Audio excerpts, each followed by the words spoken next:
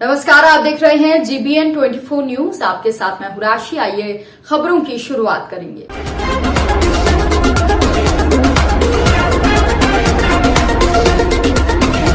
दलित परिवार के साथ घर में घुसकर यादव समाज के लोगों ने जमकर मारपीट की है। दलित परिवार का आरोप है कि यादव समाज के लोग उन पर उनके कहने से वोट देने का दबाव बना रहे थे, जिसको दलित परिवार ने नकार दिया। आपको बता दें कि यादव समाज के लोग आक्रोशित इसके बाद हो गए और उनके घर में घुसकर मारना पीटना शुरू कर दिया। पीड़ित दलित महिला का आरोप है यादव समाज के लोग धारदार हथियार लेकर घर में घुस आए और उनकी लड़की के साथ मारपीट करते हुए सिर में फरसे से वार कर दिया। इससे वो गंभीर रूप से घायल हो गई, जिसको परिजन चिकित्सा उपचार के लिए जिला अस्पताल ले गए, जहां पर उसकी हालत गंभीर बनी हुई है। घटना की सूचना क्षेत्र में आग की तरह फैल गई। आपको बता दें कि पूरा मामला बिसौली कोतवाली क्षेत्र के ग्राम गहोरा का है, जहां पर इस तरह की शर्मसार कर देने वाली वारदात सामने आई है। लोग कह रहे हैं कि सपा सरकार में इस तरह की गुंडागर्दी हुआ करती थी, उसी को यादव समाज कायम रखने के लिए लोगों पर बेवजह दबाव बनाकर अपने पक्ष में वोट डलवाने को धमका रहे हैं। खासकर दलित गरीब परिवारों को दबाव बनाकर धमकाया जा रहा है। फिलहाल बिसौली पुलिस ने घटना की रिपोर्ट दर्ज कर जांच में जुट गई है। आपका नाम क्या है? क्या मामला है? ये मामला है कि ये बोल रहे थे कि वोट किसको दोगे जसवीर, और तो मैंने हमारे घर वालों ने ये कहा था कि तुम बताओ क्या मतलब, हम तो जिसका मन होगा उसी को देंगे हम वोट। तो इसकी बात पे सुबह को फिर गाली देते रहे, गाली दे दवा के चुप्पा हो गया। शाम पी के आया शराब विपन और जसवीर पी के आए तो पी के फिर माँ बहन चौध रहे हमारी डोगरी की बड़ी बूढ़ी की। उसके बाद में हमारे घर वालों ने ये कहा था कि देखो तू गाली क्यों कर रहा है, क्या मतलब है तेरे गाली को। तो बोलो तेरी बहन चौदह, तेरी लौड़िया चौदह, छूटते ये बोला। तो हमारे तो जिनने कहा हमको जे कह के इतनी घर चले आए हैं। तो उसने हमारे बाल का हो इतना बड़ा था, इसने हमारे बाल का के डंडा मारा। जसवीर ने डंडा मारे का वो पटक खा के कला खा के हमारी लड़की रोटी बना से भागी। इसने मेरे भैया उठा लो जे गए घर अकेला कि ये बता जसवीर देखी तेरा कोई बच्चा मारे आया हमारे बालक के लिए, हमारे बच्चा ने कहा बेकार होते रहो। इतनी देर में उसको जो भाई आया उसने फरसा मारा हमारी लड़की के विपन ने और जसवीर ने फरसा मारा। आपका ग्राम कौन सा है? मेरा ग्राम है गहोरा, वाल्मीकि लोग हैं हम। वो कौन है? वो यादव है। अब ये बताइए आप, ये बड़े लोग रहेंगे और वाल्मीकि लोग भाग जाएंगे डर के मारे, छोटे आदमी को कोई नहीं कह सुनेगा। और सब उसी की कह रहे मारो सालों को मारो सालों से। यादव ये कह रहे थे कि मारो सालों को मारो, और घर में घुस के मारो। और मेरी लड़की की गलत से बोल रहे थे। और मैं तो घर पे नहीं थी, मैं तो अस्पताल में थी, एक जन्नारी लेके आई थी। हमीदा। कौन घायल हुआ है आपके? मेरी बेटी, मेरी जिठानी की बेटी, मेरी बेटी जी, मम्मी मर गई है। नहीं हूँ उसकी। क्या पोजीशन है यहाँ पर? पोजीशन ये सर कि उसकी ये दर्द सब कमर में उठ नहीं पा रही है, पैर नहीं उठ रहा है सर उसका। चल रहा है कि नहीं, अभी तो ये बोले ना कि चल रहा है, उसके बाद बोल रहे हैं कि आप महंगा इलाज यहाँ का है और आप ले जाइए। तो कैसे ले जाएं? तो वो तो अपने से हुई नहीं है सर भाई। वो तो काम पे जा रही थी बेचारी मजदूरी करने के लिए, एकदम से उसका एक्सीडेंट हो गया भैया। जवान बेटी। यहाँ के प्रशासन से आपने अपनी समस्या को नहीं बताया? जी सब बताया सर। उन्होंने क्या कहा? उन्होंने ये बोला कि इलाज पूरा होगा यहाँ से, ये बोली ना। और अभी ये बोल दी कि क्या कहते महंगा इलाज है, आप भर्ती करेंगे यहाँ कि नहीं करेंगे बताइए। अच्छा बेटा, दोबारा आप उनसे प्रशासन से आप बोलिए कि जी ये समस्या है, इलाज नहीं कर रहे जी। अभी इसी में एडमिट है। नहीं ग्लूकोज चल रहा भैया, सुई लगी है लेकिन। हाँ जी, अभी ये बोली ने कि मतलब जो महंगा इलाज है यहाँ का। हाँ, और अगर आप ले जाना चाहती तो ले जाइए, पैसा आपको देना पड़ेगा ये कहा है। हाँ हाँ जी, मतलब पैसे के बाद उन्होंने ये बोला कि ले जाइए यहाँ से, महंगा है तो बताइए और नहीं तो ले जाइए। प्रशासनिक अधिकारी को किसी को बताया आपने ये बात के लिए ऐसा बोल रहे? जी अभी उनको नहीं बताया सर, बताया नहीं ना, लेकिन उन्होंने जब बात बोली हम बाहर आ गए, तो सब सदर आ गए, बाहर बड़े अफसर आ गए। अभी बता रहे हसीन बानो कमर में चोट। बड़ी खबर कानपुर से, जहां पर टाटमिल चौराहे पर इलेक्ट्रॉनिक बस ने एक बार फिर तांडव मचाया। टाटमिल चौराहा पर दोबारा इलेक्ट्रॉनिक बस के द्वारा बड़ा हादसा हुआ। 4 लोग गंभीर रूप से घायल हैं। घायलों को कृष्णा हॉस्पिटल में भर्ती करवाया गया है, जहां पर 10 बजे के करीब किदवई नगर की तरफ से आ रही तेज रफ्तार इलेक्ट्रॉनिक बस ने राहगीरों को जोरदार टक्कर मार दी। घायलों में एक की हालत गंभीर हो गई। इलेक्ट्रॉनिक बस के द्वारा दोबारा हुए इस बड़े हादसे से एक बार फिर कानपुर में हड़कंप मच गया। कानपुर के सभी आला अधिकारी और भारी पुलिस फोर्स घटना स्थल पर पहुंचा है और त्वरित कार्यवाही की जा रही है। खबर टुडे 24। जैसा कि आप सभी जानते हैं, कुछ दिनों पहले कानपुर में इलेक्ट्रॉनिक बस से एक बड़ी दुर्घटना हो गई, जिसमें करीब 9 लोगों की मृत्यु हो गई। आज फिर वैसी ही कुछ दुर्घटना हुई है कि दुबई नगर से चलकर घंटाघर को जा रही इलेक्ट्रॉनिक बस अचानक अनियंत्रित होकर के 4 लोगों को टक्कर मारते हुए डिवाइडर से टकरा गई। आप मेरे पीछे देख सकते हैं, कृष्णा हॉस्पिटल है। घायलों का इलाज यहीं पे हो रहा है। कानपुर जिला प्रशासन की सारी टीम मौके पर मौजूद है। कमिश्नर, एसडीएम, डीसीपी साउथ से लेकर के जितने भी आला अधिकारी हैं, सारे मौके पर मौजूद हैं। घायलों का इलाज जारी है। पल पल की अपडेट के लिए जुड़े रहें हमारे साथ। आप देख रहे हैं खबर टुडे 24। मैं दुर्गेश अवस्थी, कैमरे पे मेरे साथ पवन उमराव। ट्रेनिंग के लिए भी कुछ व्यवस्थाएं कराएंगे। इसमें दो चीजें हैं, जैसा कि ट्रेनिंग का एक मुद्दा भी है, क्योंकि जब ये बस इंडक्ट हुए थे, जो कंपनी है वो ट्रेनिंग कराती है सभी का, उसमें ड्राइवर्स का भी है, क्योंकि ये इलेक्ट्रिक बसेस है और इसका जो है इलेक्ट्रॉनिक मोड से इसकी ज्यादा कंट्रोल हो जाती है। ट्रेनिंग तो इनका दिया गया है, फिर भी लगातार जो है ट्रेनिंग देनी भी आवश्यक है, क्योंकि जो लास्ट घटना हुई थी उसमें जो कमियां रही गई थी, या ट्रेनिंग में हो या कुछ और चीजें हो, वो सब चीजें लिस्ट आउट कर ली गई थी। और जो कमेटी आया था उन्होंने भी अपने जो है रिपोर्ट में इसको इंगित किया है। तदनुसार जो है नीचे ग्राउंड लेवल पे कार्रवाई हो रही है। इनकी एक बार फिर से जो है पूरा सभी का, ड्राइवर्स का और पूरा टीम जो चेकिंग करता है बस का, इनका जो है एक बार फिर से इसी माह के अंत तक जो है इनका ट्रेनिंग होनी है। उसका शेड्यूल तय किया गया है और वो ट्रेनिंग बाकायदा दिया जाएगा। इसके अलावा हर 3 महीने में रिफ्रेशर कोर्स की तरह जो है वो गाड़ियों के संबंध में जो चीजें नया चीजें निकल के आएंगे, वैसा हम लोग ट्रेनिंग इसको देंगे। इसके अलावा ये भी है, क्योंकि ये कुछ दिन पहले ही ये घटना हुई थी, तो ये घटना एक रिपीट हो गया है। उसको देखते हुए इन बसेस का सभी का एक बार फिजिकल फिटनेस चेक कराना आवश्यक है। इसलिए उसमें 3 लोगों की एक कमेटी बना गया है टेक्निकल चेकिंग के लिए।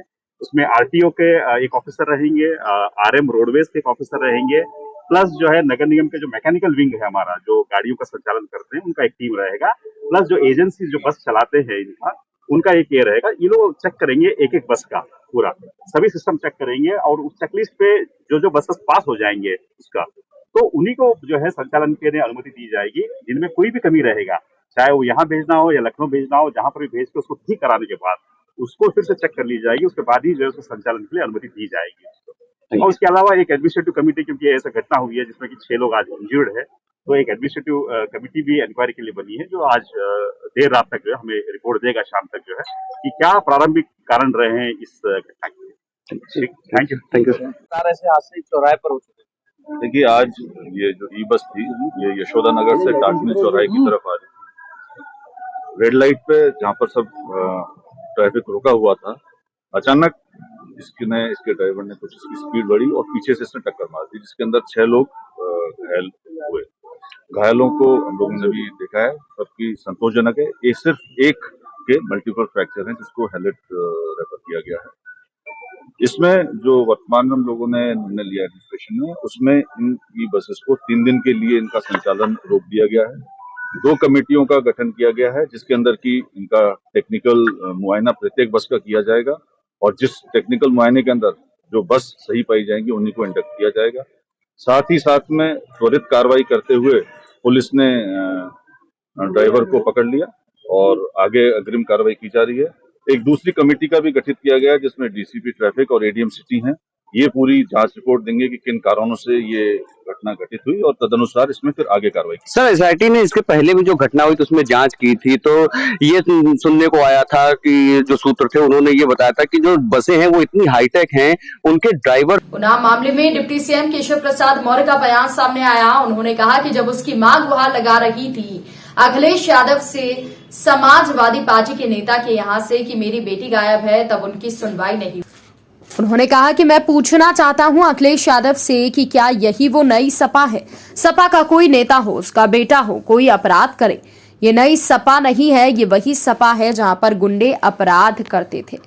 जिस कानून व्यवस्था के नाम पर भाजपा वोट मांगते घूम रही है, उस कानून व्यवस्था के कोई नामो निशान उत्तर प्रदेश में नहीं बचे।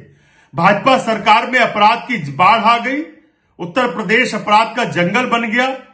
सही बात तो यह है कि भाजपा और आरएसएस की दलित विरोधी सोच जो हर बार दिखाई पड़ती है, हर बार प्रमाणित होती है। उन्नाव की घटना में भी दलित बेटी की मां लगातार 24 जनवरी से प्रशासन के आगे गुहार लगा रही थी, लेकिन तब प्रशासन सो रहा था। आखिर सरकार ने कोई कार्रवाई क्यों नहीं की, संज्ञान में क्यों नहीं लिया? किसी भी पार्टी का नेता हो, चाहे समाजवादी पार्टी का हो, चाहे भाजपा का हो, उस पर ऐसी सख्त से सख्त सजा उसको मिलनी चाहिए कि वो नजीर बने और भविष्य में कोई भी इस तरीके का अपराध करने से पहले उसकी रूह कांपे। उत्तर प्रदेश में कानपुर में फिर भीषण हादसा हुआ। बस ने लोगों को जोरदार टक्कर मारी। आपको बता दें कि पिछले ही दिनों रात में बड़ा हादसा हुआ था, जिसमें 6 की मौत हुई थी। इसमें अधिकारियों ने जांच की बात कही थी और जांच भी चल रही है। आज फिर उसी स्थान पर दोबारा उसी तरीके का मामला सामने आया है। इसमें कई लोग हताहत हुए हैं, कई लोग घायल हुए हैं। जहां पर यह हादसा हुआ है, सूचना पर पुलिस, एम्बुलेंस, जिला प्रशासन के साथ पुलिस प्रशासन सभी पहुंच चुके हैं। बचाव और राहत का कार्य जारी है। आपको बता दें कि किदवई नगर से टाटमिल जा रही थी बस और नया पुल पर यह भीषण हादसा हुआ। खबर ललितपुर जिले से, जहां पर थाना बाग क्षेत्र के अंतर्गत समरा डांग से खबर है, जहां पर खेत में काम करने गई महिला अपनी बच्ची के साथ कुएं में कूद गई। इस घटना में महिला की मौत हो गई, तो वहीं ग्रामीणों ने बच्ची को जिंदा बाहर निकाल लिया। मामला उस समय का है जब खेत में काम कर रहे ग्रामीणों ने कुएं के अंदर से एक बच्ची के रोने की आवाज सुनी, तो खेतों के आसपास काम कर रहे ग्रामीण मौके पर पहुंचे और एक बच्ची कुएं में पानी के पाइप को पकड़कर रो रही है। इसे देखकर तत्काल ग्रामीणों ने कुएं में कूदकर बच्ची को कुएं से बाहर निकाला, परिजनों को सूचना दी, जिसके बाद परिजन पहुंचे। ग्रामीणों ने बच्ची की मां को आसपास तलाशा, लेकिन पता नहीं चला। इसके बाद ग्रामीणों ने कुएं में कांटा डालकर महिला की तलाश की, तो पहली बार के लकड़ी कांटे में फंस गई, फिर दूसरी बार महिला कांटे में फंसकर पानी से उतराकर ऊपर आ गई। इसकी सूचना पुलिस को दी गई। जानकारी मिलते ही तालबेहट नायब तहसीलदार ललित पांडे, थाना प्रभारी सुनील कुमार तिवारी, उप निरीक्षक अनिल कुमार पुलिस कर्मियों के साथ मौके पर पहुंचे। महिला के शव को कुएं से निकलवाकर पोस्टमार्टम के लिए भेजा। घटना के कारणों की जांच में जुटे हैं। तो वहीं पूरे घटनाक्रम को लेकर गांव में तरह तरह की चर्चाएं व्याप्त हैं, लेकिन बच्ची के कुएं में गिरने के बाद भी जिंदा बचना लोगों की जुबान पर है और उसे ईश्वर की कृपा और चमत्कार मांग रहे हैं। और साथ ही साथ वो कह रहे हैं कि जाको राखी साइया मार सके ना कोई। कैसे गिरी? क्या कह रही? ऐसे गिर गई और तुमको भी गिरा दिया उसी में, तो तुम्हें चोट तो नहीं आई कहीं? पहले तुम्हें गिराई कि पहले मम्मी गिरी? पहले तुम गिरी थी कि मम्मी गिरी थी? पहले वो देखना तो करना नहीं, पहले इसको फेंका तो बता दो ही, पहले हम गिरे। पहले तो मैं पटक दा तो मम्मी ने, फिर मम्मी गिरी। तुम्हारा नाम क्या गुड़िया? मोनिका।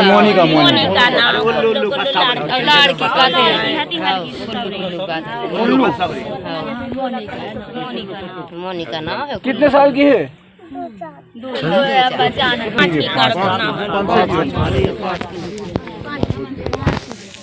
बेटा खुशी भी तुम लोग तुम्हारा भाग। तुम्हें कोई दर्द तो नहीं हो रहा कहीं? तो नहीं रहा बेटा। इसमें हुआ सर ये, इसको वो जो पाइप नहीं, सेक्शन पाइप बोलते हैं उसको, ये उसी को पकड़ के लटकी रही। वो एक पंडित जी है, नायक जी है कहाँ? जरा बुलाओ इसको रजाई वगैरह में ले जाके उड़ाओ जाके इसको, हल्का सा आगी जला के ना, सुनो आगी जला के थोड़ा सा हाथ, अपना हाथ से उसको डायरेक्ट आग पे ले जाना। ठीक बेटा, देखे तो भाई चोट देखे कहीं लगी तो नहीं, ये तो लगी वो तो नहीं लगी, नहीं तो गोड़े मोड़े में ला रही थी तो आवाज आई, रोने की आवाज आई।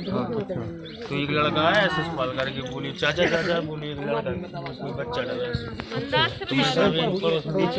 आपका नाम क्या?